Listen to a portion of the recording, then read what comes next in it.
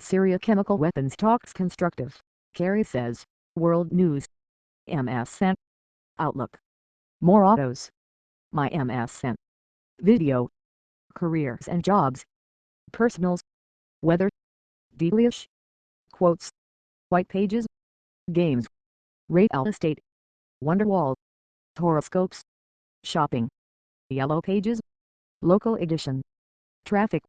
Feedback. Maps and directions. Travel. Full MSN index. Bing. NBEnews.com. Today. Nightly news. Meet the press. Dateline. MSNBC. Breaking news. Newsbeam. Home. U.S. World. Politics. Business. Sports. Entertainment. Health. Tech. Science. Travel. Local. Weather. Advertised vertical line had choices. Recommended. Many Afghan civilians killed in attack targeting U.S. consulate. Recommended.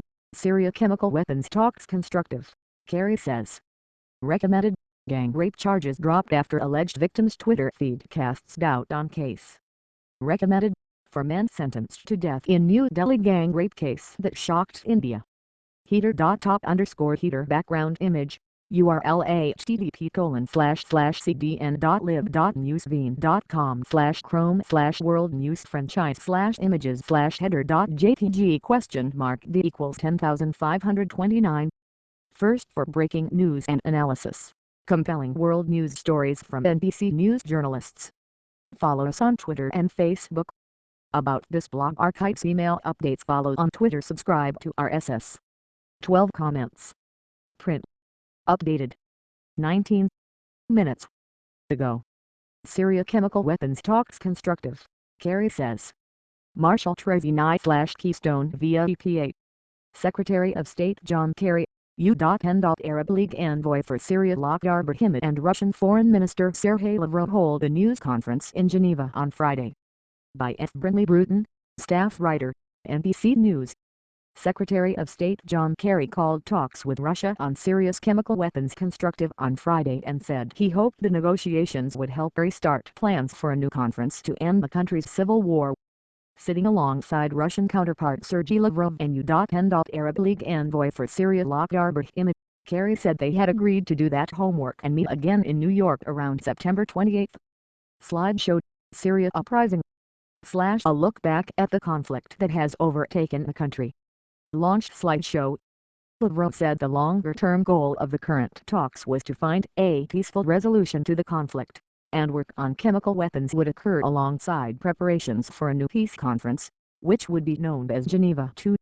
The talks in Geneva are intended to hammer out plans for President Bashar Assad's government to hand over its chemical weapons and thus avoid U.S. strikes.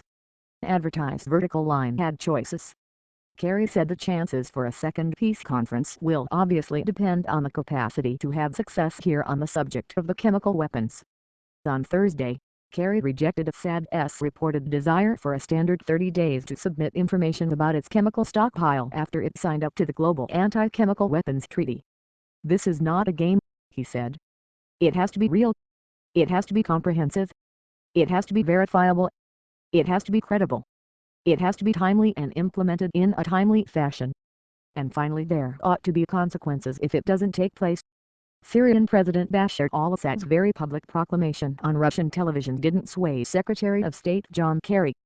Kerry said his talks with his Russian counterpart about Syria's chemical weapon program are not a game. NBC's Andrea Mitchell reports. Meanwhile, UN war crimes investigators accused forces loyal to Assad of preventing the sick and wounded from receiving medical care. The damning report said Syrian forces had waged a campaign using the denial of medical care as a weapon of war, especially against people living in opposition-controlled areas, according to the independent inquiry led by Brazilian expert Paulo Pinheiro.